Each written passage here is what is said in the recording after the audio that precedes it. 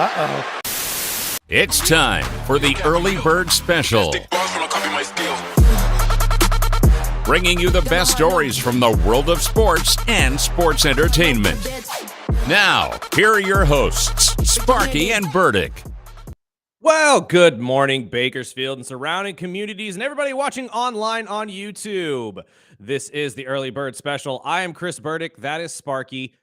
Good morning, my friend. Good morning. Let them know what they're in for. We will definitely talk NBA playoffs as of the triple header last night, as well as a preview of today's games. It is Wild Thing Wednesday, so we'll have some wild stories, not just one, but multiple. We've got you packed today. And then in the second hour, we'll talk a little hockey, as well as some baseball, a full scorecard from yesterday. Jay Philly, some people declaring. We had a breaking news story this morning as Ace Bailey, and then we'll get into some Jay Philly. And then the day before the draft, you have to wait until tomorrow for our mock draft, but We've got some news out of the NFL and much, much more. Call or text in anytime at 661-842-2000. And as Sparky said, we're going to start in the NBA as we have been the last couple days. The playoffs are underway. And from what Adam Silver said, the last couple games, including the opening weekend, have been the most successful in the NBA, at least viewership-wise, in the last 25 years. Well, there's two right here. I mean, I love the playoffs regardless. I love basketball. So I watch I'm a weird guy that watches all regular season. But I know a lot of you don't really pay attention to basketball until the All-Star game or maybe the playoffs, so we will help you understand what's going on right now. Let's start with the first game from yesterday as the Pacers ran away with it once again against the Bucks, winning 123-115. Giannis did everything he could. And he, again, I know Damian Lillard is his first game back since March. He obviously was dealing with the blood clot issue, so you can't work out. He definitely looked like he was a step behind a lot of these other guys. But if you are the Milwaukee Bucks, you got what you needed from your superstar. Shoot, Bobby Portis had a great game too. He came out 28 points, 12 rebounds. Stud. But you can't let this Pacers team run on you like that. Now, the positive to all of this, they are now headed to Milwaukee. Milwaukee has a much better record at home. They're 20-20 away. In fact, both of these teams are 20-20 away in the regular season this year. And this might be the time to turn it around, but you need vintage Dame time. What we got last night was, I don't want to say a pale in comparison, but it definitely was not Damian Lillard. Oh yeah, when he starts out, shooting 4 of 13, you can't starting slow like that, and that's what Dame had to say after the game. Yeah, we gotta start games better. I think we didn't start the first quarter well, and we didn't start the third quarter well. So we got to start off better. Our attention to detail has to be better, and our coverages and what we're doing, our communication. Offensively, we got to come out and have better pace and execute better, understand what we're supposed to be doing based on how we're being defended, and knowing why we're doing what we're doing offensively, and taking advantage of their scouting report on our offense. Now, the Pacers ran and took control of this game early. I don't think they ever actually didn't have the lead at this or during this game at all. They came out in the first quarter, the first 7 minutes, where 31-16 was the score, and you kind of saw how this was going to go again for the Milwaukee Bucks. Tyrese Halliburton, though, this kid is really starting to grow on the league. I still think he needs to get a little more respect as a star because I think he really is the superstar of this Pacers team. He ended with 21 points and 12 assists. And the guy has no problem jawing at people. As we said yesterday, he was jawing at Damian Lillard as this rivalry between them continues to grow. And to be honest with you, I think he could step up to the challenge. And here is Halliburton on that growing rivalry between him and Damian. We're just competitors. I think that's what it is. He wants to win. I want to win. It's the highest level. We're in the highest level in the most contentious moment here in the playoffs. He wants to win. I want to win. We want to win. They want to win. So it's just competition at the end of the day. But yeah, I mean, we don't have to sit here and act like, it's any secret. We don't like them. They don't like us. And that's just what it is. And they live for this. We live for this. So, I could care less. I'm out here just trying to help my team win games. So there's got to be a little bit of back and forth. There's got to be a little back and forth, but I'm here to win. these two teams are very, very familiar with each other. This is going to be this game 3 that's going to be coming up is going to be the 18th game that these two teams have played against each other in the last 2 years. The Pacers have now won 5 of the last 6 playoff games against Milwaukee. Milwaukee has yet to win a playoff series since their championship win a couple years ago, which is a wild stat to me. I don't know about you, Spark, but I cannot believe that with somebody as talented as Giannis that you can't get out of the first round. Yeah, and it's something we talked about yesterday. I was expecting a bigger game out of Lillard, but you know when a guy's out for a month or so, it takes a little bit. Basketball is a tough sport, especially if you haven't been working out with the team or really even playing with the team. And it is kind of a good thing there was game 2, but down 2 games going back to Milwaukee, it's going to be an uphill battle. And I mean, I know if anybody could, it would be Milwaukee. Yeah, absolutely. But it's going to be tough. And I was listening to Eric Name, and he believes that it kind of feels like this is the end of Giannis in Milwaukee. It does feel like in Milwaukee, every second that you are not winning, every second that you're not advancing in the playoffs, feels like a second that is wasted. And you just kind of think about, like, when you have that guy, and Giannis is still, if you want to say he's one of the 3 best players, that's fine. He could be the best player in the world right now. And the Bucks are looking like they might not get out of the first round again. And that's just not kind of where it needs to be. And if that's not where it's going to be and the team isn't going to contend in the way that it needs to, then Giannis is going to start telling people, like, we got to figure this out. We need to find a way to contend again. And that's where everyone starts to really tighten up and start to wonder, like, okay, what does that mean comes next? So, yeah, I think every year you don't make a deep run with Giannis Antetokounmpo is a year and an off season that you're going to sweat and try to figure out how to get back there. Honestly, I'd calm down on that. Yeah, I don't see it. I mean, I know it's the NBA. We obviously just saw Luka get traded, so nobody knows who's safe anymore.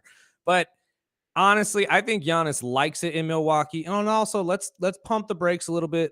This is the first time Giannis and Dame have been able to play a playoff game together. It's weird to think about, but it is. It's the first time. So let's pump the brakes. Let's wait a second and see how this series goes. I personally believe they're going to take these next 2 games in Milwaukee.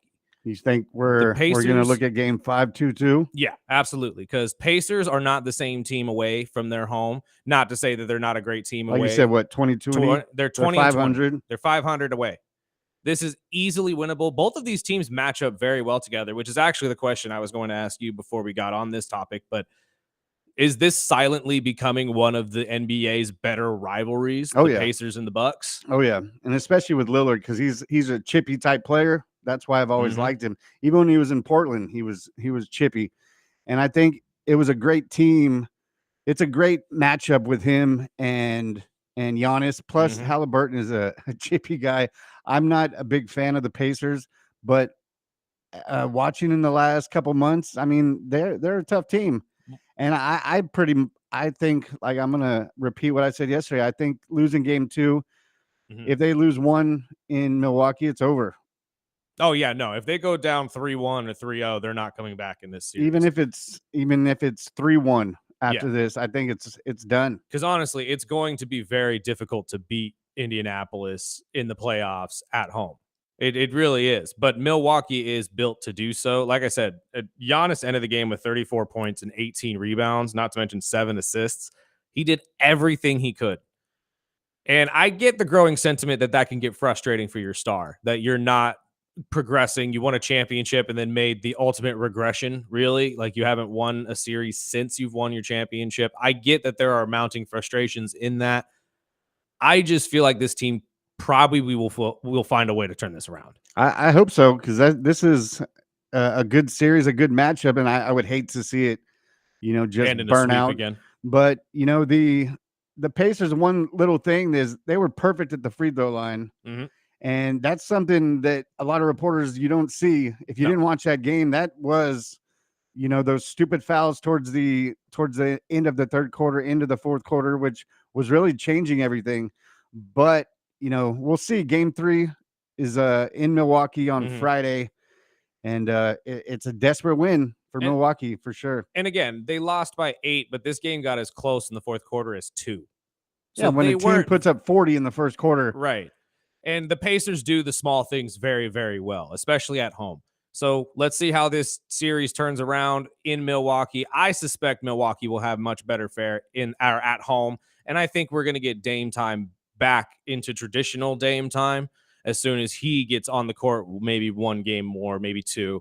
You just got to give him a little more minutes to get him pumped up and actually get the shot flowing. They got to play 4 quarters. Exactly. You have to put 4 quarters together. But if you have a great game from Giannis again and Bobby Portis from on top of that, and let's also give a shout out to Kyle Kuzma, not the incredible, playoff performance we are known for when he played for the Lakers, but he scored in double figures. He contributed. He actually played what you needed him to do. And as I said yesterday, all you really need from him is 12 to 15 points.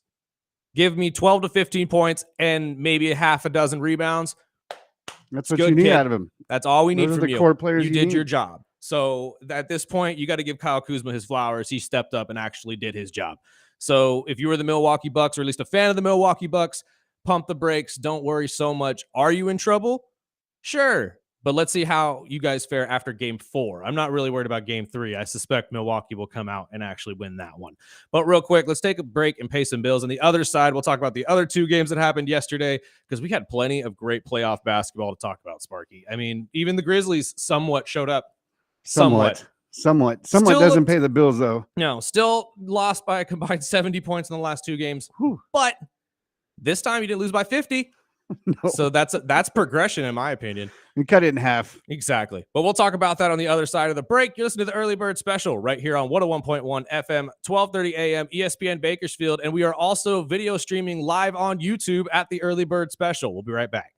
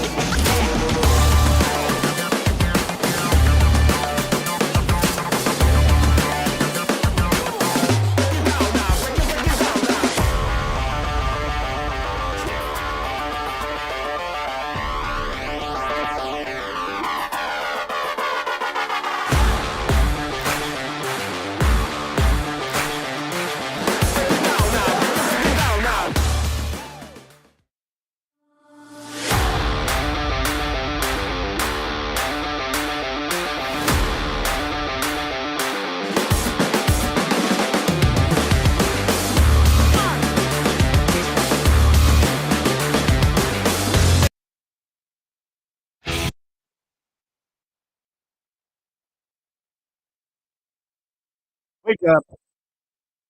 Golly. He looks like Heck, So- I was not expecting that to be that loud.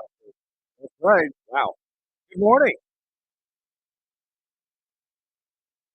Sparky's trying to wake all of us up this morning. He goes to the early bird special. I'm Chris Burdick.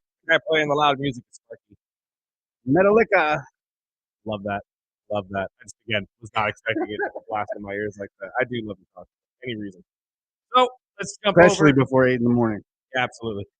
Let's jump over real quick to the Western Conference as the number 1 seed took on the 8 seed once again. It's the Thunder, 1 to nobody's surprise, and roll over the Memphis Grizzlies once again, 118-99 as the sweep grows ever closer. And You're right. honestly, I'm going to say this, as I said before the break. I'm going to give the Memphis Grizzlies kudos for at least showing up. And eat your heart out, Kendrick Perkins. Right. Who's the man who showed up the most, Sparky? Jaron Jackson. Abso-dang-lutely. Overhyped. Get outta over here. yourself. He finished with 26 points. Clickbait, I swear. And honestly, it's on us for even talking about it yesterday, but it needed to be said. Jaron Jackson is a stud. He's an all-star. Let's stop with this. Is he overhyped? Nonsense. Nonsense. The man's a defensive player of the year. Give him his flowers. He had a bad game. Now, granted, you're right. This is why you can't have him not have this is why you can't have him have that kind of a game. You need this kind of an impact. He doesn't. From him. You drop games by 51. Exactly. But he showed up. Now, Ja Morant kind of showed up. He struggled from the field, 10 of 25. You can't have that. You need your star to play better. Finished with 23 points and 6 assists. Absolutely. I think you also need Desmond Bane to step up a little bit more. Now, he had 19 points in this game, but if you've been watching Memphis for the last couple of years, Desmond is really the one that steps up and scores a lot when they need someone to score a lot. He is the underrated one on this team, in my personal opinion, and you need a little bit more than 19 points out of him to win this game. However, they at least put up a fight and proved that they could keep up for a while. Now, ultimately, they failed. Duh. But this is ultimately, like I said, much better than 51. a 50-point loss. Well, SGA finishing with 27 points, 7 rebounds, and 5 assists. Second-year forward Jalen Williams contributed 24 points, 6 rebounds, and 5 assists, while rookie sensation Chet Holmgren posted an impressive 20 points, 11 rebounds, and 5 blocks. The boy can play. Far be it for me to say this because I said it last week or 2 weeks ago that Chet couldn't lead your team by himself. He looked like he could last night, obviously, but the team is young, they're spry, and they had energy. That's really what ultimately it came down to. And now with the series going over to Memphis, Game 3 is tomorrow. Do you think it's just over? Just a sweep? Yeah, I mean, again, we saw it last night. The Memphis Grizzlies missed their first 10 shots, couldn't get anything to go in the first like 4 number minutes. And then even the last 8 minutes. I mean, again, much like the Milwaukee Bucks, you had a late run. You got it really close, and then the defense of the Thunder locked you down, and you couldn't make a shot again for the last 4 minutes of the game, if I'm not mistaken. You can't have that. Now, granted, you're going to be at home, which means that the momentum swings are going to be much different. But if you were the Memphis Grizzlies, or at least a fan of them, yeah, you're worried. The sweep is, again, maybe you get one. Maybe you steal one, Game 3, Game 4, but a sweep is definitely looking possible to me. Oh, yeah. It's probably a little more. I think it's – I was giving them a game. I'm hoping that they get a game from home. So just so, OKC can pull a win at home. But Stanford, Steve? Yeah, so basically – with the Thunder playing as well as they have, and much like the Cavaliers on the opposite side, everybody still is focusing on the Lakers and the Celtics because that's what ESPN and the NBA ultimately want because that's what's going to get them the most money because those are the 2 biggest franchises that you have, and if they have a chance to make it to the finals, it's always a good thing for you. Totally understandable. However, I kind of, echo the sentiments of Sanford Steve, who was on the SJV pod the other day, who made a very good point that why are we not loving on the Thunder right now? I don't know what to think, but I feel pretty good that Oklahoma City's going to be all right in this series. But then I keep asking myself, I watch Oklahoma City a lot. I love them as deep as anybody. Defense, they're well deserved of their record. When are they going to get the shine that the average fan knows. You know, I don't. Maybe it's the next series. Who did they get? They get Lake. No, they get Denver Clippers winner. Correct. So I think it's there because now you got bigger names and guys that have done it. But they're an absolute beast of a team. They are. And let's take this series first as an example. Even in the regular season, the Thunder beat the Memphis Grizzlies every single time this season by double digits. That's impressive. I don't think people really understand how impressive that is. This Thunder team is actually top in NBA history in margin of victory, along with the Cavaliers and the Boston Celtics, also in that category, just nowhere near as close. And I kind of do echo this because I mean you've given me grief about this early in this show, Sparky, like a couple weeks ago, that I wasn't necessarily keen on their possibility of success due to their lack of experience, and I still stand on that. However, this series alone against the Memphis Grizzlies, who granted are a dumpster fire, as we've said, were the number 2 seed in the West at one point, and actually have a solid team. So why don't we give them respect for this, not just this series, but the season as a whole? You know what I mean? I think it's because they're young. You think so? And personally, I think they're better than what people really give them credit for. I think like we've said before, even the playoffs started, it's all about the matchups. And somehow if the Clippers don't get out of the first round, I think it's even better for OKC, because teams like the Clippers that have more veteran presence will give them more of a fit. But if they end up playing somebody like Denver or I think it's going to be an easier route to at least the championship. Do you think so? Well, okay, you see the conference championship. So you think it's an easier route for them to take on the Clippers or Denver than it is for them to take on the Lakers or the if the Lakers can even get out of their own way, yeah. Well, I'm sorry, yeah, I meant more like the winner of the Lakers Timberwolves series. Yep. And if teams like Golden State or the Lakers, don't get out of the first round, it's only going to make it easier for OKC. Absolutely. Yeah, because the more these teams with experience go down, your Lakers, your Warriors, you're right, the more likely it is for a young team to slide into the finals. And right now, it doesn't necessarily seem like they need that, though. No. It seems like they're about to run away with this, but maybe he's right. Or maybe Stanford Steve is right. Maybe we just need to see them really take down a juggernaut. Maybe they need to take down a Kawhi or a Joker in order to really gain that respect and have everybody wake up and say, oh, this team's real. Well, it kind of reminds me of Cleveland, everyone's talking about Boston. No, but Cleveland will never, and I, as a Cleveland Cavalier fan, I'll say this team will never gain that respect until you take down Boston. Yep. Because Boston is the giant in the East and has been for the last couple of years, especially with the Milwaukee Bucks having the struggles that they've had. Because let's not forget, the Milwaukee Bucks at one point were that team. They were the giant because they had Giannis himself, and now they need just that one series. And again, I'm standing on it that we're going to get that in the Eastern Conference Finals, unless somehow the Magic can pull something out here, because as we just heard yesterday, Jason Tatum is doubtful for the game with a wrist injury. It's a bone bruise that they're trying to, they're waiting on to see how it works, or how it feels, I should say. But this is the perfect opportunity if you're Orlando. We'll get to that when we get to the previews of the games today. But going back to teams like this with the Thunder and the Cavaliers, maybe it is that it's simple for people. Just you have to take down a juggernaut. Maybe it's just going to take that. Maybe we don't even give them that respect after the Clippers or the Nuggets series. Maybe they have to take down the Warriors. I mean, just watching OKC the last week or so, I'm sold, but I'm also, my team is out of the playoffs. So I don't really have anybody. Well, no, but that's a good thing because you can look at it from an unbiased opinion. Like obviously anything in the East, I'm going to be skewed.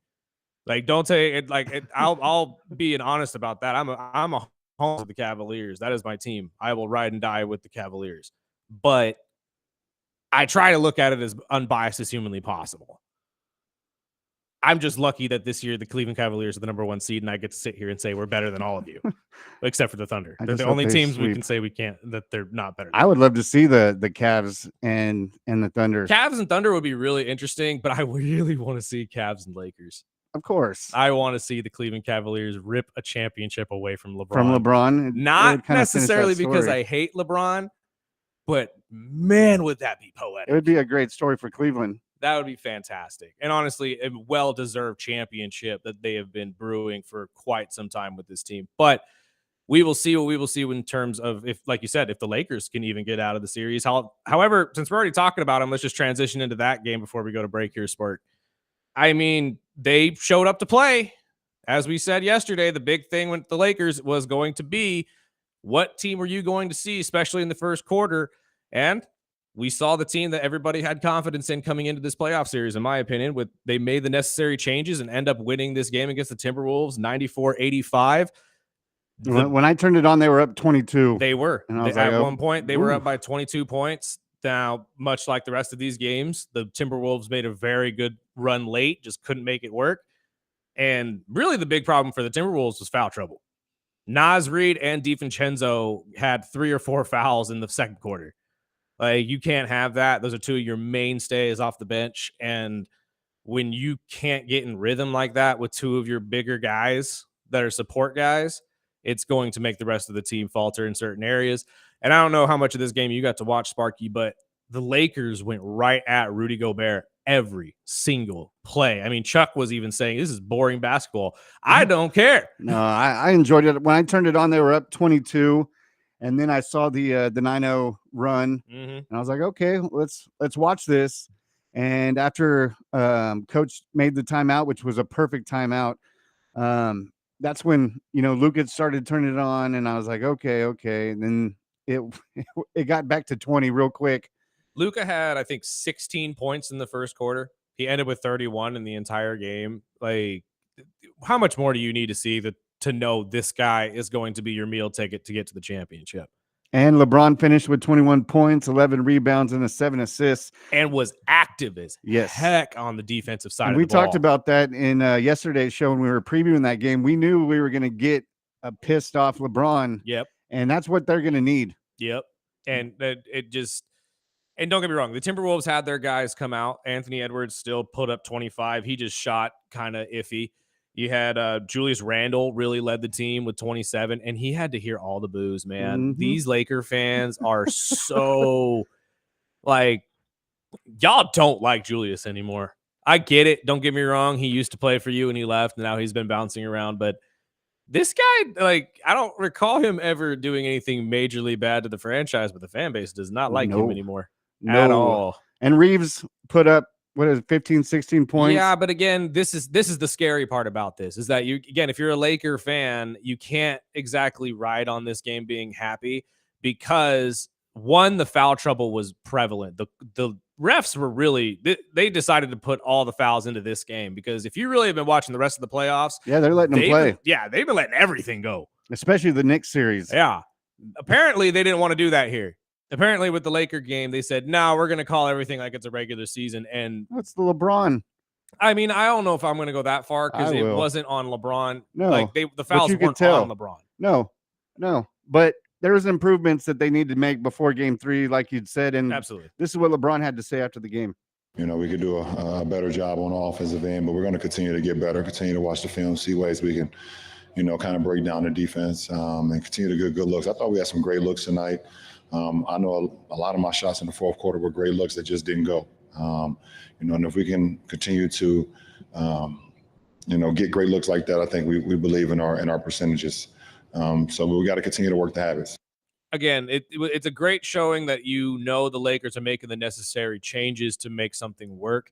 However, you cannot rely on the calls being there going back to Minnesota. And that really is what held Minnesota up from being able to play their traditional physical play, as we said yesterday. And game 3 will be Friday in Minnesota. And the Lakers will look to get that home court advantage back. I'm sure we'll preview more of those games. And we after this break, we'll get into the games that are taking place today. I believe we have 2 games. We have 3 games today. All right, we'll go down those right here, and text in your picks for not only just the Lakers. I know we had a lot of Lakers love yesterday, but if your team is a Cavs fan or even an OKC fan, that would be awesome to hear. Text it in 661-842-2000. This is the early bird special on ESPN Bakersfield, 12:30 a.m. 101.1 FM.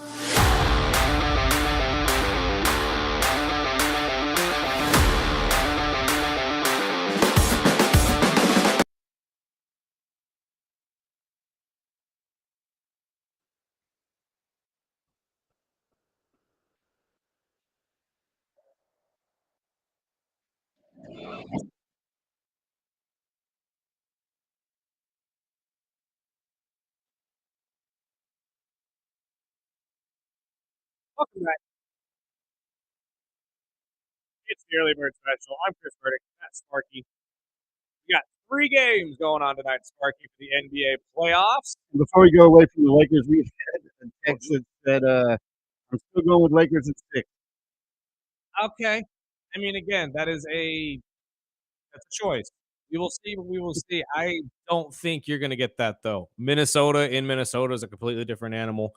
And to be honest with you, Anthony Edwards, I don't think we've seen the best of him yet in this series. Once the foul calls stop being called, you may be in trouble. Because let's also remember, you only scored 95 points. And they're an aggressive team. Yes. And in today's NBA, you cannot score 95 points consistently and win basketball games. It just doesn't happen anymore. I'm sorry. But again, I'm hopeful. We'll see. LeBron has a chance. It is now 1-1. So going back to Minnesota, at least if you're a Lakers fan, you're feeling pretty confident with the momentum on your side. However, we got 3 games to talk about for tonight, including 2 in the East, 1 in the West. Cleveland taking on Miami, game 2. Now, Cleveland's a 12-point favorite in this game. They're 41-11 against teams in the East this year. And game 1, I'm telling you right now, Was just a preview? it's just a preview. I sure hope so. It is just a preview of what you will see again. I don't think that Miami has what it takes to keep up with this roster of Cleveland. And this is not just me being a homer. If you really put it up on paper, I shouldn't say we. Cleveland had 2 people in the 6th man of the year conversation. Which we'll get into. Yeah, which we'll get into in a second. One of which burnt this team in game 1 for 28 points. Do I expect that to happen again? No. But do I expect the scoring to be shared across the board to the other bench players? Absolutely. Cleveland has a way of being able to adapt their offense to make it work through multiple people. And the way they're built right now, Kenny Atkinson, who's a championship caliber coach, he was there with the Golden State Warriors. I think they're just, much like the Thunder, they're steps away from potentially this being a sweep. And I believe if we're going to talk coaching, Spoelstra is a hell of a coach. Absolutely. And, he's going to make the changes that he needs to at least hopefully make this game better. Mm-hmm. But I still am going to ride with the Cavs just Absolutely. because I'm a Bulls fan and I hate the Heat. But I believe the Cavs are just as a whole are a much better team than Miami. And, Burdick has brought it up several times. They are missing buckets. They are. They're missing really Jimmy Butler, and I saw not filling in that void is just going to make it, a 1 versus an 8. Yeah, exactly. And honestly, I've seen multiple mock trades for them to potentially pick up Kevin Durant next year.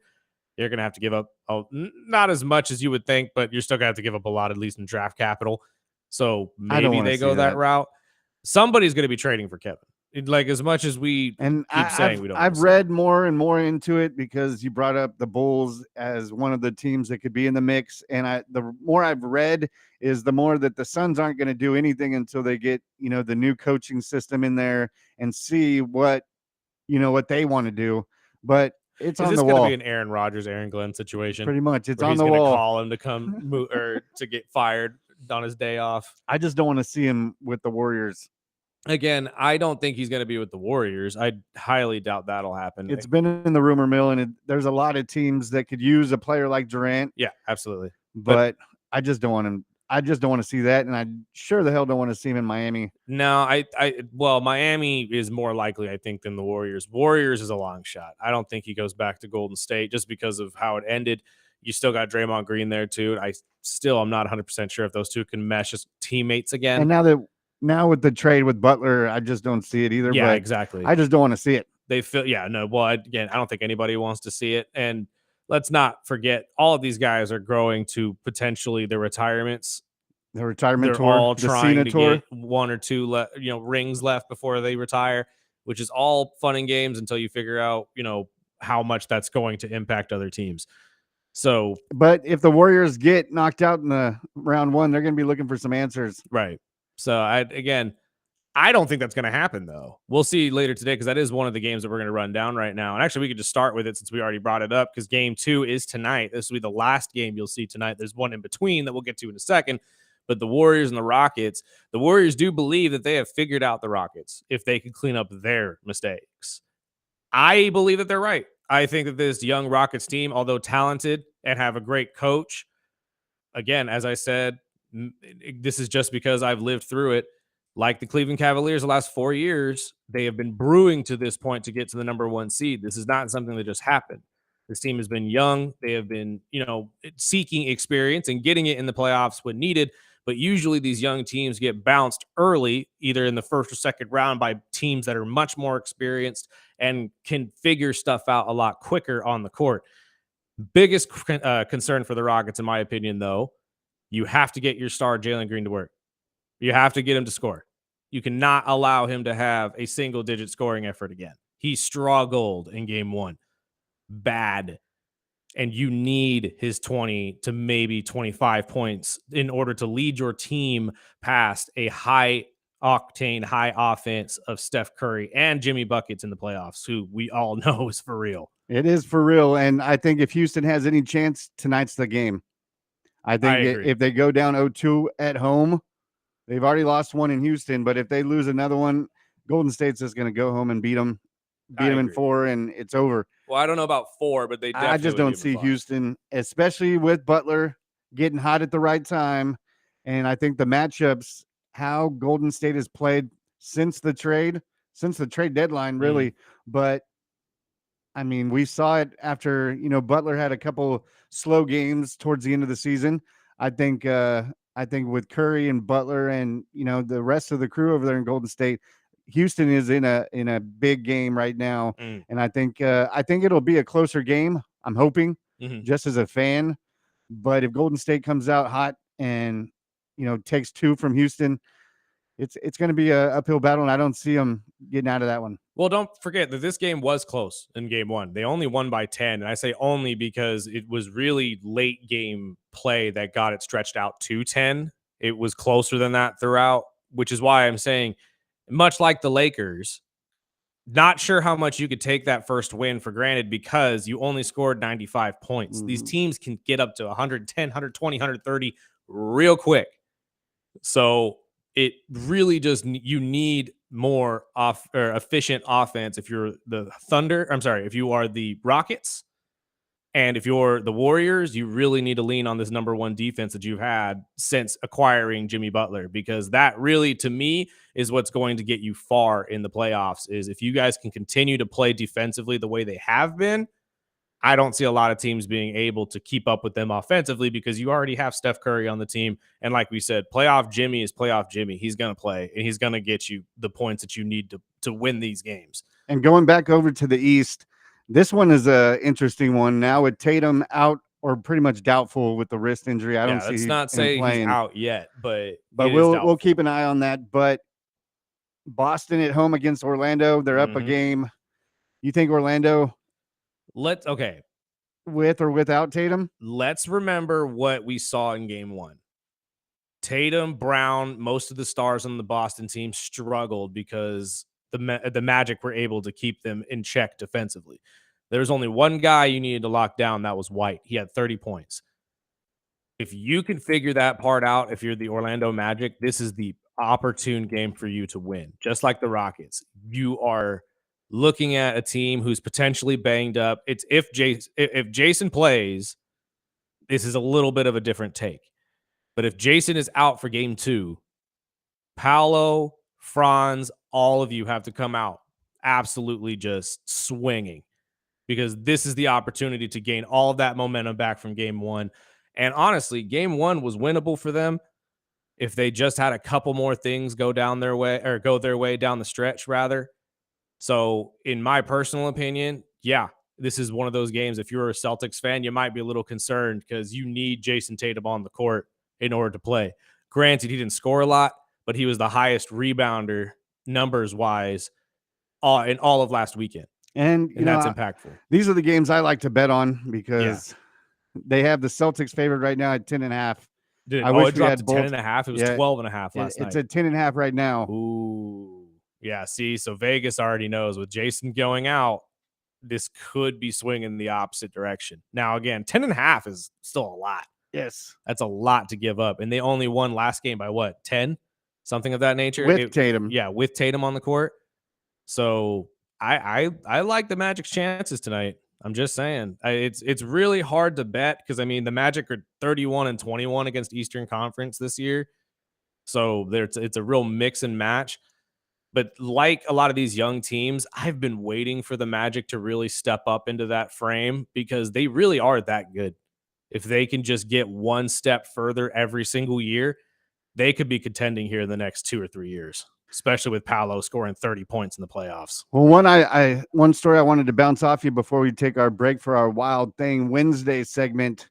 NBA's 6-man award was announced yesterday. I know. Peyton Pritchard.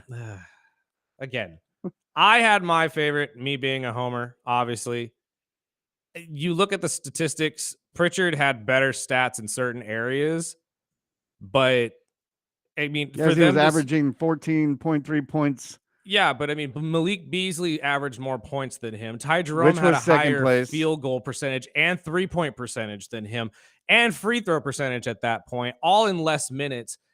I'm just saying that this Pritchard is where finished with 82 out of the 100 available first round. I know. Or first pick. So. I know. And I know Pritchard's good. I'm not saying Pritchard's not a good sixth man. But here's my argument. Why are we giving the sixth man award to somebody who has lower statistics than his opponents? The whole point of the sixth man of the year is who's the most impactful off the bench, not who plays the most minutes.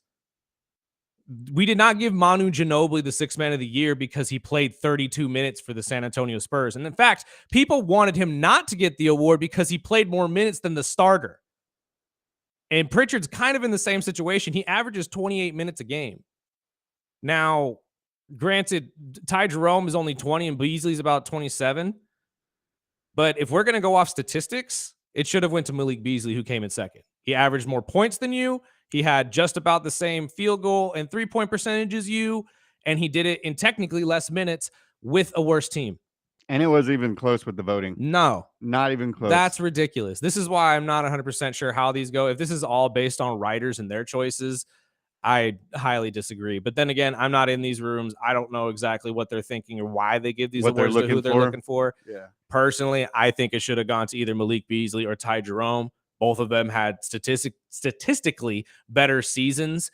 And we know what we get from Pritchard, and it's been great every year. So this has actually been a down year for him, and he still got sixth man of the year. It's weird. I don't know. I just don't know how to feel about it. It's more the fact that so overwhelmingly it was Pritchard. I feel like at least should have been half closer. of those, should have been split between the other two. I mean, looking at the stats when I came in this morning, I thought for sure Beasley should have been closer. Statistically should have won. Absolutely.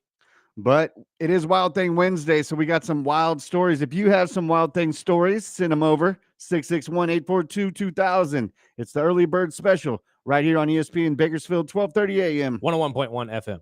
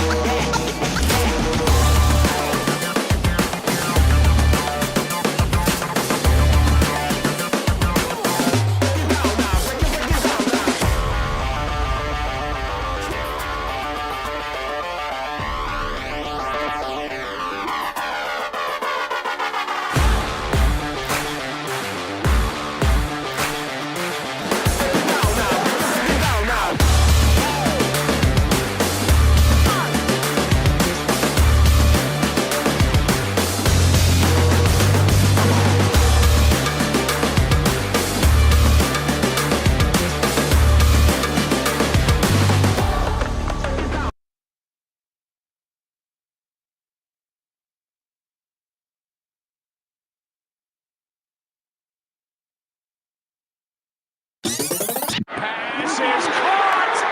Diggs, sideline, touchdown, unbelievable. He lets it fly.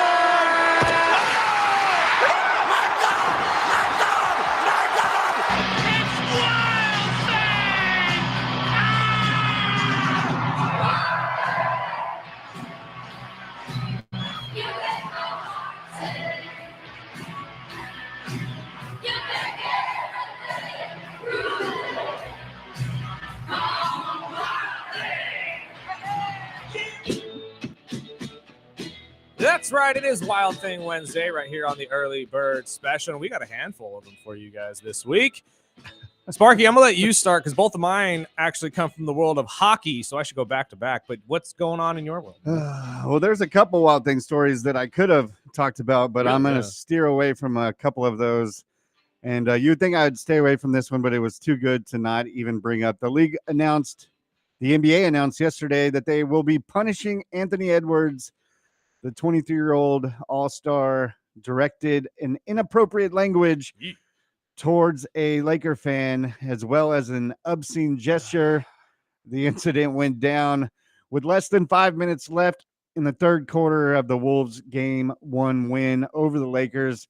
And he yelled, "My blank is bigger than yours," which I should have played the Korn song. Now, that is wild. But that is very wild for Anthony. It's a $50,000 fine. We gotta look, man. If these fans are gonna be John at the players, you got to be okay with them being John back, especially with how close you are in the NBA to like the fan bases in terms of like on court compared to where they're sitting. You're gonna hear everything. So I say, let it go. It's probably half of what the fan paid for those tickets. Exactly. That's the whole reason most of these people sit courtside. Well, besides the celebrities, just to make themselves look better. But although the Anthony Edwards is in the middle of a $244 million deal, I'm sure he'd want that $50,000. Oh, yeah. Back. He just had to flick a quarter to the league and say, "Here, fine, I'll pay your fine." You could be like Randy Orton, just give him 100. Exactly. For the next one. Just so I can get away with it. All right. And then the two I got real quick before we go to a break, both come from the world of hockey, obviously, because the NHL hockey playoffs have begun. And the first one I got here, Jeff Skinner of the Oilers is ending a 15-year NHL playoff drought. That's incredible. Good for him. Now, this guy has gone 1,078 games, regular season games, without an appearance in the NHL playoffs. This will be the first time he will be on any playoff roster. He played the first 8 years with the Carolina Hurricanes, followed by 6 with the Buffalo Sabres.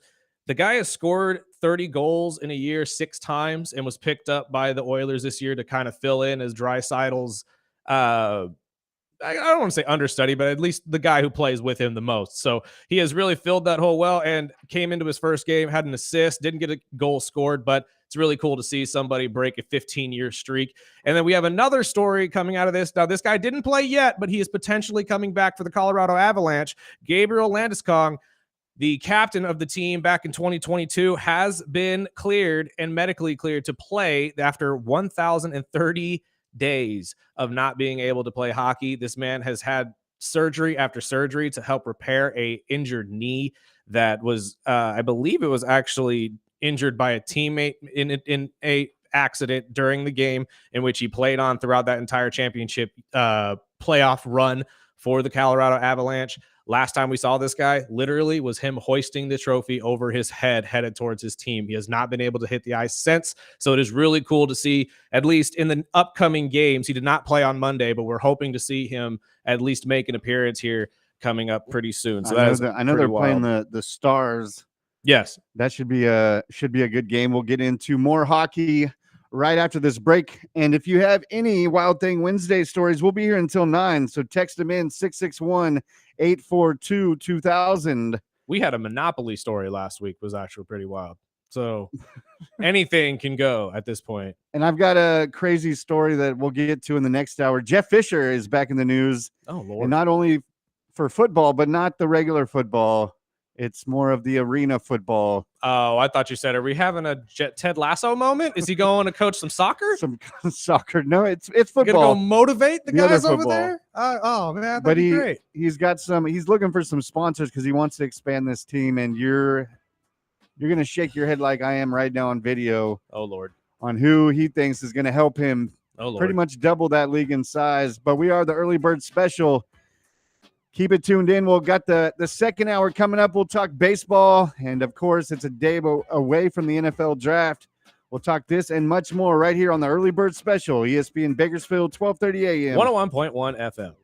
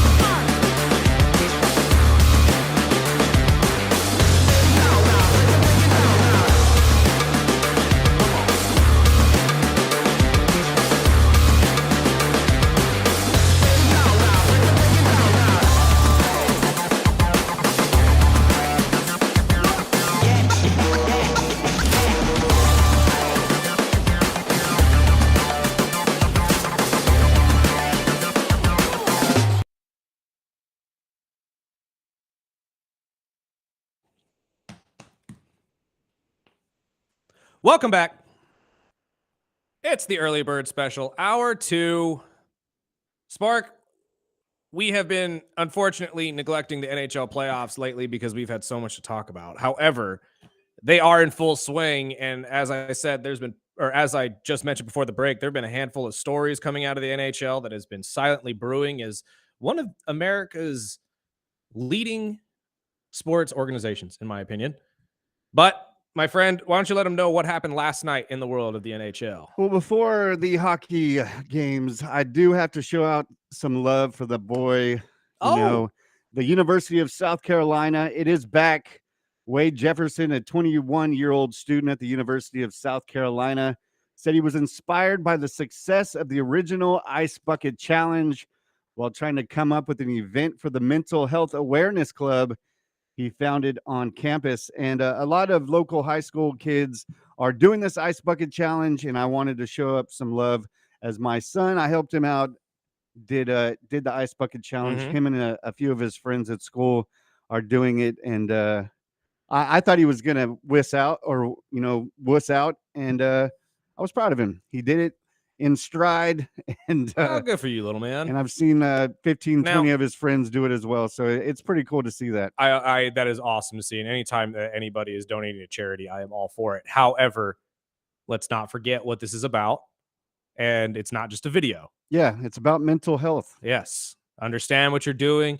donate to the cause as well. Don't just make the video just because it's a fun thing to do on social media. And you know what's funny is that you brought that up. I know it's not Motivational Monday, No. but as I was doing prep yesterday, I remembered a quote from Robin Williams, the great Robin Williams. Love Robin. And one of his famous quotes is, "Everyone you meet is fighting a battle you know nothing about. Be kind always." Mm-hmm. And he is a perfect example of why we need mental health awareness.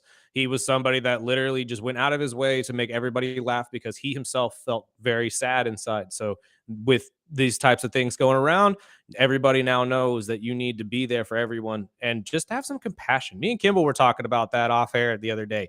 Not a lot of people show a lot of compassion anymore. Mhm. And we gotta start being those people to start preaching that. The days of social media hate, and you can get into politics and piss someone off real quick. Oh, it's everywhere. And we're not a political show. No. So we're going to go back to the sports. Yes, this is why we didn't talk about Trump the other day. NHL playoffs. Oh, don't even say that No. word. The Hurricanes go up 2-0 in the series after getting the win over the Devils yesterday, 3-1.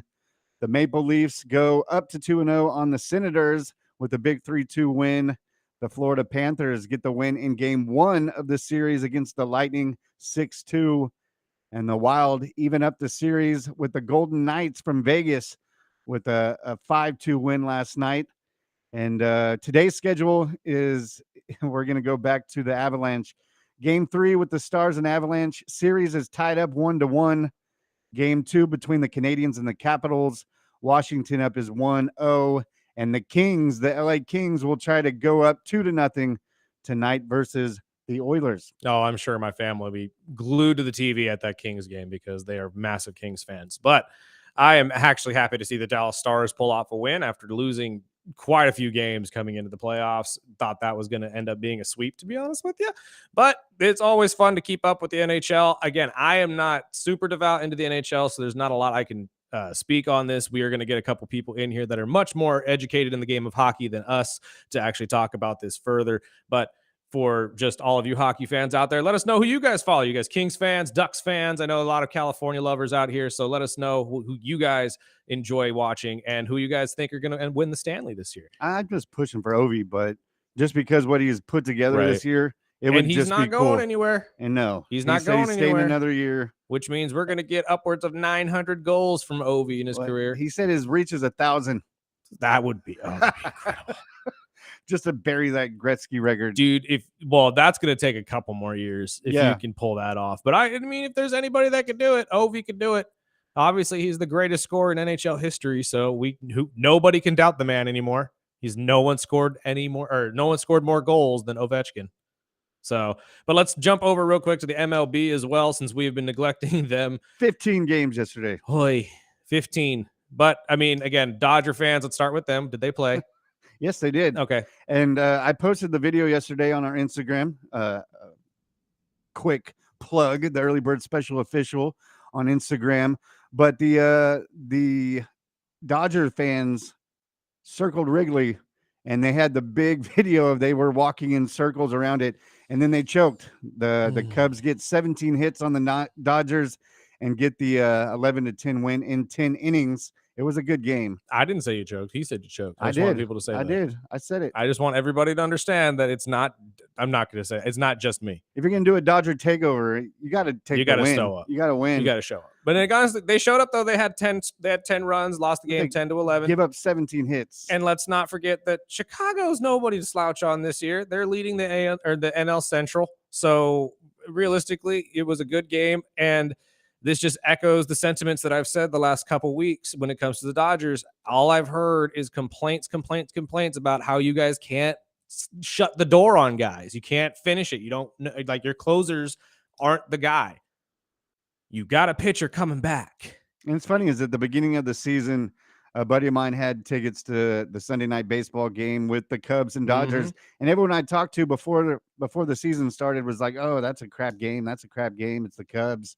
Well, because the last couple of years, that's all we've known the Cubs to be is a mediocre team. Has had the Dodgers number so far this season. So, and it looks good for them long term too, because you need to win if you were the Cubs. You want to keep people there.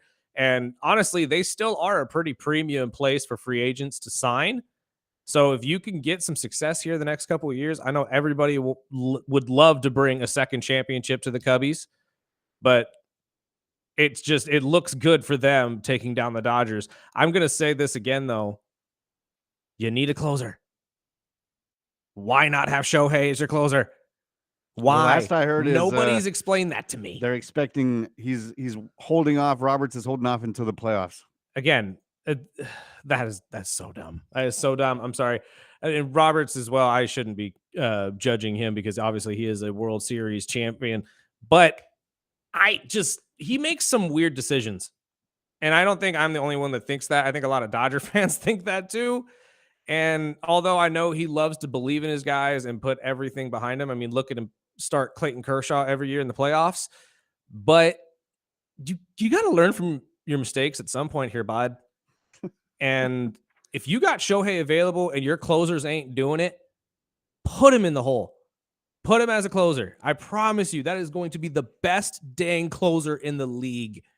And you won't have to worry about him starting and having to go 7-8 innings. You think if they lose a couple more of these games, you'll see that more in the news and the rumors? What, that he becomes that the closer? He ends up playing before the playoffs? Oh, yeah. Or ends up pitching before the playoffs? Yeah. Absolutely. Especially if they slide down far enough where it looks like they need to contend. Yeah, absolutely. But at that point, I would assume that they would actually make him a starter because that's really where their weakness is so far has been the starting pitching. Well, going down the rest of the scoreboard, Guardians improved to 7-1 at home after beating the Yankees 3-2. Marlins over the Reds 4-3. The Padres shut out the Tigers 2-0.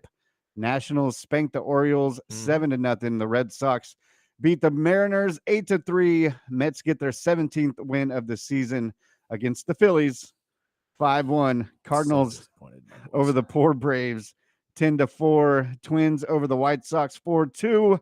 The Royals beat up on the 4-18 Rockies 4-3. The only team in the NL West right now, too, that doesn't look impressive. The rest of the teams have yet to actually lose 10 games. And that's the other thing that I was going to bring up, too, when you brought up the Dodger question.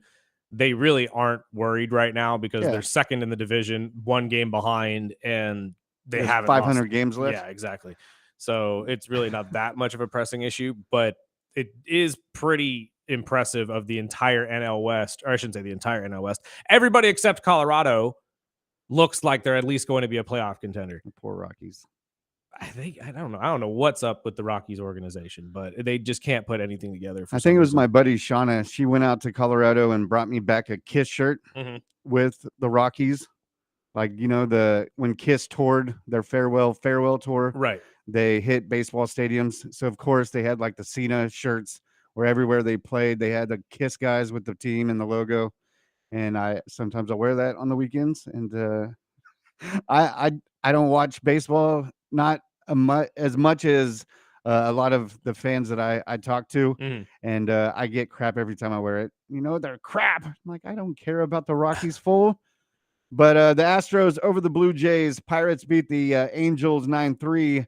Diamondbacks over the Rays 5-1. Brewers beat the Giants 11-3, and that was in San Francisco. And to end the list is the Rangers got the win over the A's 8-5. And at this point right now, your division leaders, you got the Mets in the East, the Chicago Cubs, as we said, in the Central of the NL, and the Padres lead the West of the NL. The Yankees are on top, but the Red Sox right underneath them. In the AL East, the Cleveland Guardians are leading in the Central, and the Texas Rangers lead in the West. Pretty much no surprise across the board, I would think. Everybody that started out hot has remained hot. And as we said, unless you're in the NL West, it is pretty much going to start separating here in the next couple weeks because this is really where games start to get, I would say, heavy on the pitching needs. You have to have your starting pitcher start well. And if you are not going to reach that point here in the next couple of weeks, you're going to see some rotation moves because it is way too early to end the season to really just ride somebody's hand and hope that they can turn the season around. I think that there's a lot of young pitchers out there that are going to be looking for new jobs. And honestly, there's guys like Paul Skeens who are making a lot of these guys look really, really bad. But I mean, the Pirates haven't exactly put it together either. They're 9-15 on the year. So what am I to say? And one of our texts said, "Screw the Dodgers, go Padres." We have a Padres fan in this Yes, town? sir. What? You A and Dominic couple. Mysterio. Like, you're the only two people I've ever met that are actual Padres fans. Good for you. Proud of you. Stick with your team. Please do, But, because God only knows. We got way too many Dodger fans in this town anyway. But way we love too you. many, and that's why I'm sure I'll get.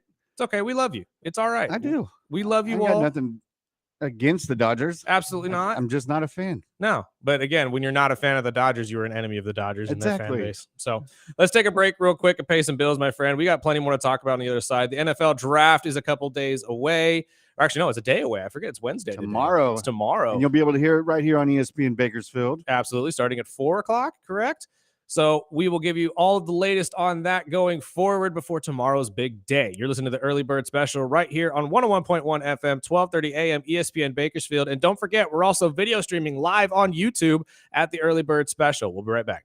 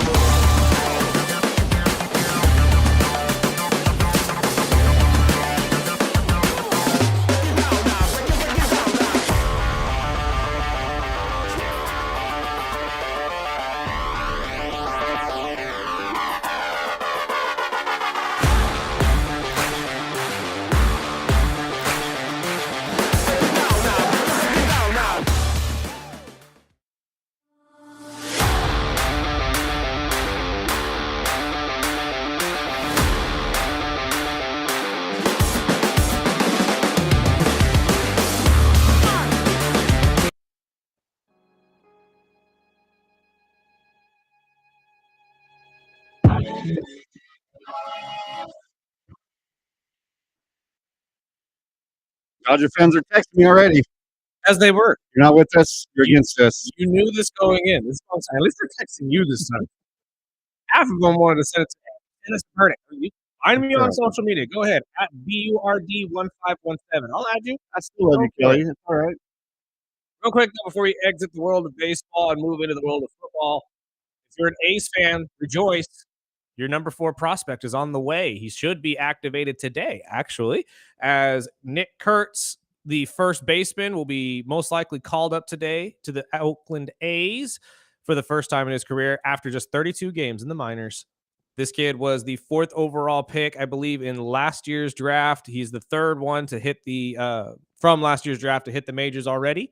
And he will be, I believe, the 4th youngest prospect for the A's this year in what will most likely be a new rotation for them between first base, left field, and DH, I would assume. Only because they have a great left fielder and first baseman already. And if you're calling this kid up, you're going to play him.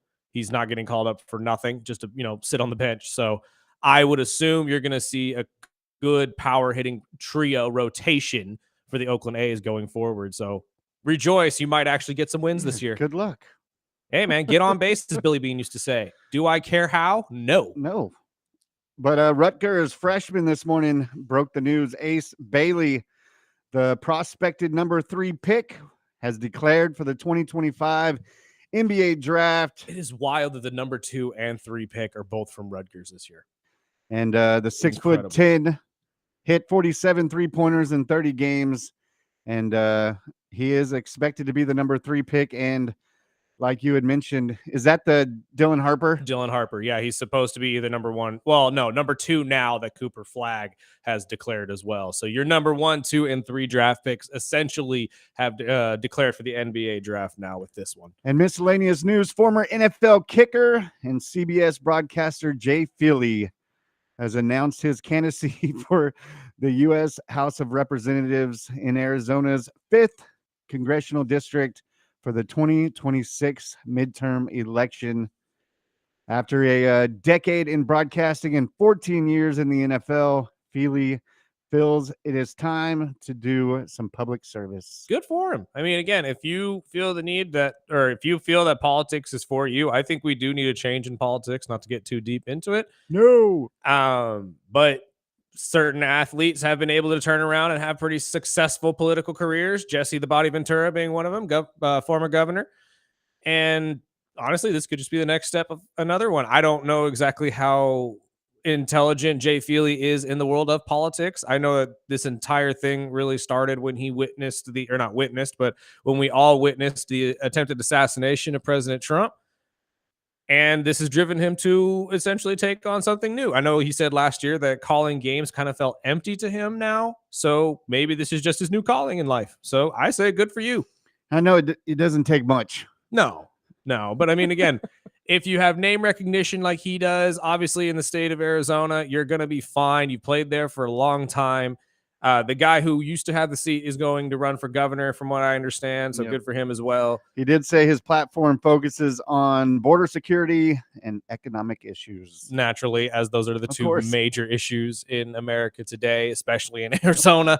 And again, Arizona is a purple state, so it could blend and go either way. So again, I say good for you, AJ. Obviously, we have no skin in the race. We're not going to be voting for you, but well, no, not like that. I'm not in Arizona. Like, literally, we're not going to be voting for you. But I mean, good for you. Hope you win, man. That's awesome. And before we get, I like seeing that. I like seeing athletes step into some of these spots because these guys are intelligent. I think there's a really bad stigma around athletes about how if he was stupid intelligent, they are. He would find something better to do. Exactly. But. And honestly, you can't commentate football games and not be intelligent as well. Yeah, and if you're not into it, I get it. Yeah, exactly. If you're not into the craft anymore, go do something else. After 14 years in the NFL, if you're not feeling it, find a different career path. But speaking of the NFL, before I get into our sad story, Jeff Fisher, the former coach and is now the big honcho of an arena football league, and he's looking to grow it drastically in the next year, perhaps with the help of a few high-profile celebrities. Well, yeah, you're going to need some high-profile celebrities, but what, is The Rock going to get in on this one too? I was going to say, how many different arena is football Vince leagues McMahon going to buy this one? Right? I wouldn't put it past him. But the former NFL head coach was recently named commissioner of Arena Football One, which is the first time I've heard of it. Yeah, I never heard of Billy Bear, but good for you. But he said in 2026 that he is going to be an eye-opener for everyone that hasn't heard of Arena Football One Currently, the league just has 8 teams, and Fisher said that could be as many as 16 by next season. Wow, that's quite a bit of an upkeep. So he thinks he's going to double it in 1 year. So let's see. But nothing that for now, the ex-Rams sideline manager said he's still pumped for the current iteration of AF1. Of course. Nothing that have already been a huge name in their corner. He said Hulk Hogan. Hulk Hogan, not The Rock, not Vince McMahon. Okay. But he did go with the wrestling route.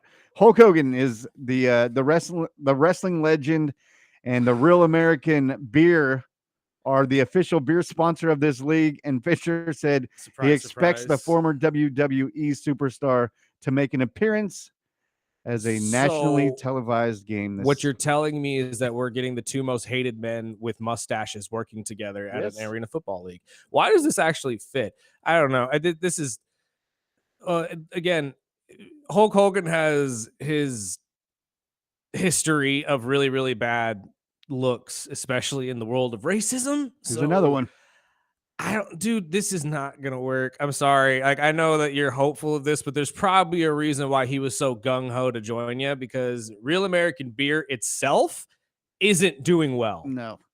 At all. It's not. I have a family friend that actually got to meet him and Jimmy the Mouth from the South, and they had to not only pay a big amount to meet him, but of course they had to take pictures behind the beer logo. Yep, of course, because he needs his ad placement. And again, it's Hulk Hogan. So if you want anybody's opinion on Hulk Hogan, especially the fan base in which made Hulk Hogan who he is today, go back to the very first episode of Raw that was on Netflix and watch what happened when he walked out of the Inuit Dome in LA and absolutely just got booed out of the stadium. Like, this is not going to work. I was not expecting that, but I also don't get into, I mean, I don't follow Hulk Hogan on Instagram or whatever. So I didn't hear all the bad stories he was saying or the bad merch or whatever. They had him on McAfee, like swiftly, or like a little bit after that. And I remember they asked if like he wanted a beer, and they like something had come up about the beer. And the guys were like, oh, yeah, we like the beer. But you can clearly tell that like none of them have ever tasted it in their life. Like, it's one of those things. It's like, everybody looks at it and says, Real American Beer. Oh, that's cool. And then they figure out who's actually behind Real American Beer and say, oh, never mind. We'll put that back and go get a Bud Light. Yes, we'll put that down. But we'll wrap up this segment before we get into draft talk. The draft is tomorrow, round 1, and you can hear it right here live on ESPN Bakersfield.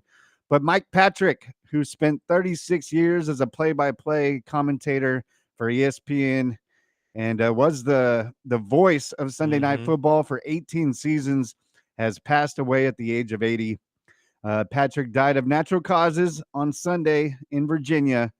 Patrick's doctor out there in West Virginia said where Patrick originally was born confirmed the death yesterday. And we're going to do something a little bit different.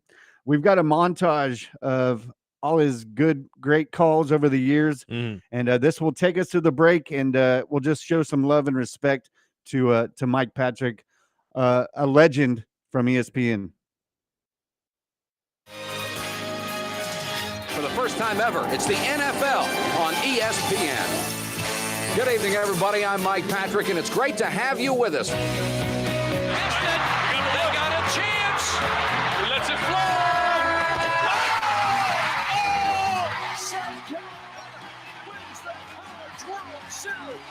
Jordan, look at that! Holy cow! Touchdown! Holy cow! No flags on the play. It is a touchdown. Pat Summitt and Destiny have met 7 times before. Tonight is number 8.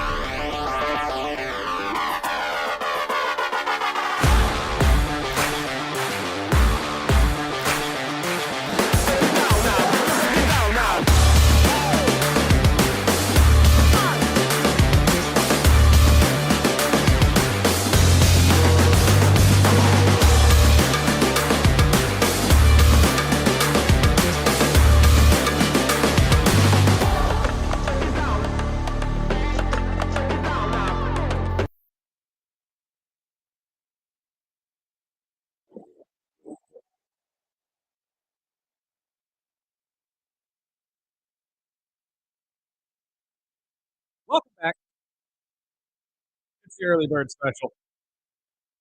I'm Chris Burdick. That is Sparky. The NFL draft is tomorrow, as you can possibly see over my head. First day, Finally. they're all talking about it right now as we speak. Some people are mad that the Knicks on the same day. Not at the house anymore, so it doesn't really matter now, does it? But beyond the point, there's apparently a development, my friend, in terms of the first couple picks. They're essentially locks now.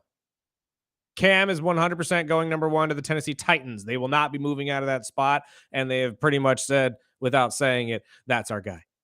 And then Hunter. Now the Browns have pretty much said that's their guy. That's who they will be taking because he's the best athlete off of the board first. And honestly, you're not going to get much more or much better of a player than Travis Hunter. That would leave Abdul Carter obviously headed to the Giants, which is pretty much a lock as well. However, now the growing rumor around the league is that both the Browns and the Giants are looking to trade up back into the first round, maybe with a team that is not really keen on somebody late in the first round in order to draft a quarterback. Well, this is what Freddie had to say because he feels the same way, that he doesn't think anybody is going to trade up for those first 3 picks. Cleveland Browns and New York Giants, of course, they're not going to hang up. There's no harm in conversation. There's no harm in hearing a conversation. But there's no way the Browns are trading out of that because nobody's going to offer the Browns a Godfather deal to trade up to number 2 to get Abdul Carter or Travis Hunter. I like those players, but they're not quarterbacks. You do that for a quarterback that you believe can be a generational player. Not saying Travis Hunter can't be. Not saying Abdul Carter can't be. But they're not quarterbacks. And the last time I checked Harry Douglas, we live on a quarterback planet that if you have one, you keep him and fortify around him. If you don't have one, you go get one. So going with what is pretty much being confirmed with the first 3 picks being locks, I can almost say, 4 should be locked. With that, with the Patriots and Carter. Well, I think Abdul Carter would be number 3, no? To the Giants? Yeah, I don't know, because I don't know about that. Because I've seen him flip-flop in the last week with other players, and I think they'll be making those calls about Shedeur. I wouldn't be shocked if Shedeur, they're saying one day they're saying that he could fall out of the first round. Right. And I could see the Giants being the dumbasses of the Giants and not trading and just taking Shedeur early. Okay, so you think number 3 is Shedeur rather than Abdul Carter then is the lock? Yep. Oh, okay. That is not at all what I have seen, but that is an interesting thought. I don't know if the Giants like him that much, especially with the signing of Russell Wilson and Jameis Winston. But they're talking about trading up. Colin Cowherd has also said as well that he does not believe that Jameis Winston nor Tommy DeVito will be on the roster at the beginning of the year. I could see that too. I honestly could see that as well, On the unless roster Jameis cuts. beats out Russ in the starting job or for the starting job. If Rather. you've seen him on local or the podcast lately, he's sold on it. Well, I mean, again, he's sold on a lot of things. So, but again, I think the moving their second round picks up for another first round pick is more than likely going to happen. I think that is where you will see Shedeur Sanders more likely get picked. Like mid, probably with which we'll have to include in our mock draft tomorrow, because not only are you looking at Atlanta trading Cousins, I'm looking at, Miami's probably either going to trade Tyreek or Ramsey. Right. And I'm sitting at the middle of the draft thinking, okay, Miami, speaking of take Ramsey, those picks. Speaking of Ramsey too, it was announced yesterday that McVay and the Rams would not be opposed to a reunion. Yeah, a reunion with Jalen. Honestly, I could see it happening. Do it. I could totally see it happening. They have the money for it now, so I don't see why they wouldn't do it that way. But we'll see how that actually shapes up. It depends what you guys want for the trade, because if you could, I would assume you're going to get a higher draft pick from a lower team. Yeah, and the Rams are a playoff team, which means you're not going to get a draft pick until what, 20s, 30s? And we're sitting at 13 now. Right. And we went through some possible trades last week, and they were all looking around second or third round picks. Yeah. But, there's other teams, not only the Giants and Cleveland that are wanting to trade up right in the middle. But there's teams like the Colts I've heard that are wanting to move up because they have their eyes on a couple different tight ends, some offensive line help. Naturally. They've also, there's been a rumor in the last week about Genty. And I'm hearing more about Genty with the Raiders and the Jaguars. I mean, it's going to be crazy, not only because we're sports all the time, right? And with the social media and the Schefters and the, Rappaports and all these other ones, every day it's been a roller coaster of where's Shador, where's Hunter going to be, where's Carter. And with quarterback needy teams, they'll almost trade anything to get a quarterback in the first round. Well, as Freddie just said, it's a quarterback driven world in the NFL nowadays. And when you have a good quarterback that can, change the game, as it were, or at least impact the game in whatever way he wants to, you have a better chance at winning the game overall. I just don't know if Shador has that. I don't know if Cam Ward has that, to be honest with you. I don't think this entire draft has a player that can do that. I don't even think Genty can do that. Although I do think that this entire move that he made with the letter, sending it out to the owners and the GMs, I think that did get more attention on him, especially attention that really was well-deserved and should have been there in the first place. Yeah. And we've talked, I think after that letter is really when you started hearing more about him. Right, exactly. And I think that's really where teams like Jacksonville and all that really started considering, hey, maybe we should take this kid. Maybe he has the moxie that we need. And I think he could improve a lot of these teams. But him and Travis are probably the two closest things I can think of in this draft class that are actually major impact players. Well, we got into Genty yesterday, so I'm going to keep it right there because Jacksonville came out as one of the favorites to land him. Yes. The week before it was the Raiders, and now there's a lot of rumors going around with the Bears trading down to get him. And this is what Chris Canty had to say about that trade. I absolutely think that would be the play for the Chicago Bears. They've rebuilt the offensive line, rebuilding their running game and adding a thumper to go along with DeAndre Swift in that backfield. I absolutely love that for Caleb Williams because Genty is one of the best football players in this draft. If you want to boil it down to just the best football players in this draft, it's clear and obvious to me. It's Travis Hunter, it's Abdul Carter, it's Ashton Genty. Those are the best football players in this draft. But we devalue Genty because of the position that he plays. If you're the Chicago Bears, this season is all about making sure you get Caleb Williams' career on track. Nothing would help that better than giving him a run game right now that he can rely on, that he can lean on. I agree 100%.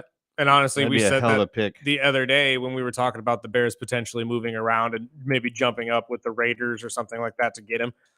I think it could happen. And when you really look at the Bears and how they've built this offense the last 2 years, that's really the only thing they're missing is a steady, just power running back. And you could potentially have a really, really good offense that at least gets you in the playoffs. So let me ask this question. So if the top three, going by what they're predicting, which would be Cam, Hunter, and Carter, would the Bears have to trade in with the Patriots to go to number 4 to leapfrog over the Jaguars or Raiders to get Genty? It's a possibility. I could see why you would think that because obviously the Jacksonville Jaguars are the first one I would really consider taking him. The Patriots might, just because he's the best one on the board at that point. It really wouldn't shock me if Vrabel said, you know what, let's just take him because he's the best player. But I do think Vrabes is more looking for an offensive lineman or maybe somebody to solidify the interior of his defensive line. But if Chicago had to trade, it would have to be. I think Vrabel would be one of the guys that would be okay. Well, let's stack these picks. No, absolutely. You're going to get a top 5 pick from us, right? And then you're going to get a couple from you from this draft and the next couple. So you might be onto something there. The Patriots might be the perfect person for them to trade with, especially if you're trying to snag him before the Jacksonville Jaguars have a chance. And that would be a hell of a pick for Chicago. It really would. See how big this offseason has been for them.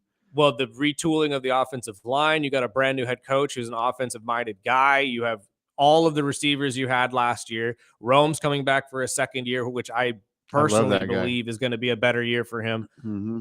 I have belief in Caleb Williams. I have never not had belief in Caleb Williams. I know why people hate on him because I get it. His personality is strange, and the way he plays is hero ball status, which usually doesn't work for you. I get it. but he has so much talent, man. This guy could really be one of the best quarterbacks in the league if you put him in the right situation. And honestly, I think Chicago now is headed towards that right situation, which is a really, really bad thought for if you were a Packers fan, because that was the one team you could really rely on to not necessarily beat up on, but you knew at least that you could be a little bit a step above them. And with what we've seen from the Vikings from the last 2 years, I wouldn't be surprised if they keep going with how successful they've been. It just, if you are in the NFC North, it is going to get really tight here really quickly. I'm hoping that we get some news today, because this is one of the first weird off seasons where there hasn't been any trades in that first round. Here's my thing. I think that's on purpose. And I think that you're not going to see a trade until draft day. Push the ratings for the draft, of course. Yeah. Every team is going to have their first round draft pick for the first time, and God knows how long. I couldn't tell you what year it is, to be honest with you, off the top of my head. When the draft kicks off? Yeah. This is going to make every team, every fan sit there and wonder, what's my team going to do today? So we're talking Friday is the biggest draft. There was 5 trades, and biggest Kirk Cousins, draft. Tyreek, Genty went this way. Yeah, biggest draft. I'm not 100% sure about that one. At least most talked about the next day, 100%, because everybody's team is going to have something happen. Well, going back to Shedeur, this is what Schefter had to say, and which teams he thinks is perfect for Shedeur. Is Shedeur in play at 6 or 7? I do not expect that to be the case. I think the landing spots for Shedeur right now potentially would be 3 with the Giants, 21 with the Steelers, and any team like the Giants or Browns or someone else that decides to trade up to go get him at some point in time. So he's kind of thinking the same thing. I think if I'm the Giants, I pass on Shedeur at 3. And if you really are sold on picking up another quarterback. Well, again, you have the Cleveland Browns and the Giants have the number 1 and number 2 draft picks in the second round. The Browns are first at 33 and the Giants are second at 34. So your draft pick on that day is actually probably just as valuable as a first rounder. That's why I'm saying that you might see the Browns or the Giants trade up with maybe a Houston Texans team at 25, maybe even the Packers at 23, somewhere in that area, the mid-20s, to potentially jump up and take Shedeur, especially if he drops that far. Because we've heard the rumors, especially out of Cleveland, that all they really want to do is repair Travis and Shedeur in the pros. So it would not be a shock to me for the Browns to make a move somewhere maybe in the 21 to 28 range between the Steelers and the Lions to potentially pick up Shedeur Sanders if he's still available, because a lot of these guys at the end of the draft probably aren't very keen on a lot of these players, or maybe think, like we just said with you and the Dolphins, might be time for trade and stack up on some picks later on that will be at least starters for your team this upcoming year that you could pay at a premium rate. You know what I mean? Like, you don't have to pay them the incredible amounts of numbers that you would usually have to pay your starters. That is going to be interesting. I really want to see where he lands. But there was Michelle Smallman this morning on Unsportsmanlike talking about teams that she thinks will really regret passing on Shedeur. It seems like we're talking more about Shedeur the person and Shedeur's family and Shedeur off the field than we are his accuracy and his toughness and his vision, things of that nature. And I understand that you're drafting a face of your franchise, not just a football player. And so teams are going to look at this from every single angle. But I do think there's a huge chance that teams pass on Shedeur Sanders and he ends up being a successful NFL quarterback, while these teams are still stuck in the same position that they are now, which is needing a quarterback. I mean, again, that's the game you play in the draft every year. Yeah, that's why it's the draft. And there's multiple quarterbacks you can take late in this draft. So I don't know necessarily if you're going to regret taking Shedeur or not taking Shedeur this round or in the first round, because we don't know how good he's going to be. As great as he was at Colorado, especially in terms of accuracy and yards, let's not forget that 50% of his passes were screens or bubbles. Like, we don't know exactly how great he's going to be against NFL coverages. And he's smart. Don't get me wrong. He's incredibly smart. And as everybody says, your dad is Dion. So obviously you grew up with the football mindset and you grew up with a football family. So you know what you're doing. You know ball. So there's nobody doubting that at all. but it's more about, like she said, you're not going to take a guy in the first 10 picks that's not going to be the face of your franchise. And most of these guys need more than just a quarterback outside of the Tennessee Titans. I think the Titans really just need a quarterback. And But I wish I would have pulled the clip I heard yesterday. There was a NFL executive that went out and wouldn't list his name, but just bashed on Shedeur and saying he was just disrespectful with the visits and he wasn't a fan. So we will talk more about this draft after this break. Plus, you can catch us on our sister station, Kern Radio, with First Look with Scott Cox tomorrow morning at 6:30. Pumping up this, we'll talk a little bit about the draft, and we'll probably preview a couple of the picks, probably the first three, like Burdick just locked in. We want to keep our mock draft for tomorrow, as we will finally, as a listener had asked us to go down what we think is going to happen. And as a Falcons fan that wants Cousins out, and a Dolphins fan that wants a later pick and just stack picks, it's going to be a way different pick between both of us. But we'll talk. There's some circus stuff going on in Dallas again, and it looks like Jerry Jones went to the podium yesterday. So we'll have this and much more right here on the Early Bird Special, ESPN Bakersfield, 12:30 a.m. 101.1 FM.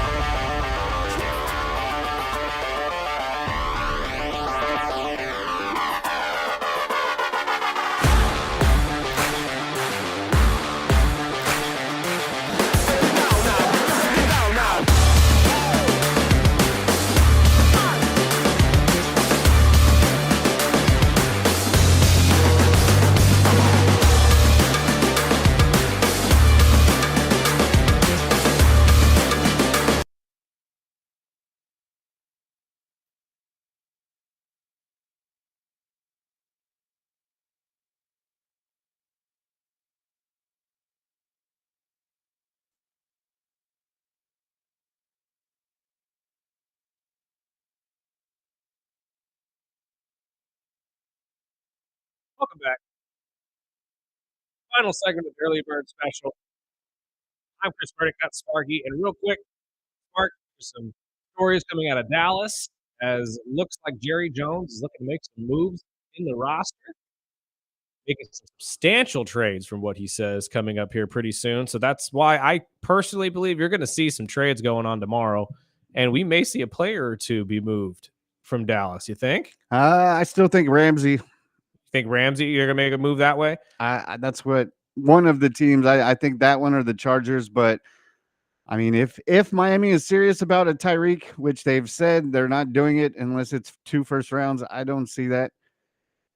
Even looking through trade offers, it looked like Ramsey was probably going to get more out of the trade just because of the contracts. Right. But I mean, Dallas is Dallas. It is a circus. And there's been talks of, not only some substantial trades. Have they even locked in Parsons?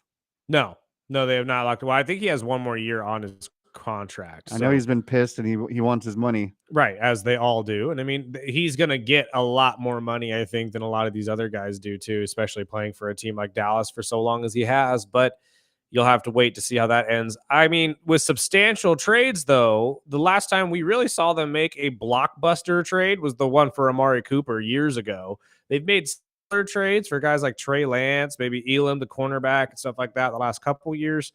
But what do you think he means by substantial? Do you think we may see some movements maybe of Dak Prescott at the same time? I could see that. I mean, that's been the rumors out of Dallas for years. Yep, that they may want to move on from Dak Prescott. And honestly, with Shedeur Sanders up for grabs and potentially sliding out of the top 10, I mean, I know a lot of people have been saying, Jerry, you need Travis Hunter, but maybe Shedeur Sanders is more where he wants to go. Well, this is what Jerry said about taking a quarterback at 12. Yeah, well, we've got a major commitment with Dak, and so you weigh all of that. But I was going to add to this whole conversation, it's very often that somebody will step up and say, now, we got this guy right here. We've got him, and we just signed him under contract. But guess what? Guys get hurt. So you bet your whole house that you got him, and then all of a sudden you don't have him. So that's when your old mind starts saying, well, if this guy did get hurt, what would we do this year? There you go. Well, look at that. Look at Jerry. Hold on. Everybody giving Atlanta grief last year for taking a quarterback at 8 and saying, oh, you already signed somebody. Why would you do that? Now everybody wants to do it. Now everybody sees why Atlanta did it. Now everybody understands that Kirk Cousins was an injury-prone problem, and we needed somebody just in case he went down. Now, I mean, again, Dak Prescott, not necessarily injury-prone problem, but at this point, like we said, has been around the bend, or the rumor has been around the bend in Dallas that his time there might be coming up here sooner rather than later. And I know for a dang fact that guys like Tom Brady and Jerry Jones really like Shedeur. And actually, there was just a story that was released not too long ago that Tom Brady will have a major hand in who the Raiders pick in the draft this year. So Shedeur being out of the grasp of Raider fans is not necessarily off the board just yet. Just saying. That would blow my mind if they did. Honestly. Well, I look at this way. Especially after the Geno extension. Say that no one trades out of the top 5. And we'll say that the Patriots ended up taking Graham, the D tackle, out of Michigan instead. I wouldn't be surprised to see the Jacksonville Jaguars take Genty at 5. Get him a running back, which now leaves the Raiders kind of in a bad spot. Who else is worth your pick at 6 outside of potentially taking a quarterback that could, like we said about Kirk Cousins, you have Geno Smith that you, like Jerry just said, have a commitment to, quote unquote, not saying he's talking about Geno, but he's talking about Dak, but it's the same situation. You as the ownership in Las Vegas have a commitment to Geno Smith. Why not take Shedeur Sanders just in case Geno Smith doesn't work out? And honestly, if there's anybody that would probably command the respect of Shedeur Sanders, it's Pete Carroll. Let's not forget how deep into football Pete Carroll is and how much he means to the world of football. Although a lot of people hate him for what he did at USC, he connects with these players like nobody else. Man, I could see Jerry and Shedeur just drilling all over the Shedeur and just making Dak really uncomfortable. Yep. It was a rumor that was going around the bend about a year ago when we talked about it on our podcast on YouTube. You can go back and watch that episode as well. And then we'll hear Jerry and the whole rumors about Dion coming back to Dallas to coach. Yep, absolutely. And that's all the circus needs is more talking points just to talk about it. And you know Jerry loves being in the news, as America's team usually is, quote unquote. I do not think that they're America's team. I still need to figure out how that – well, I know how it happened. Don't text in that. But the fact that we're still running with this is ridiculous. But this has been the Early Bird Special. Join us back here tomorrow, 7 to 9 a.m. once again. And we will talk all things NFL draft. Thank you for joining us. Sparky, let's get out of here.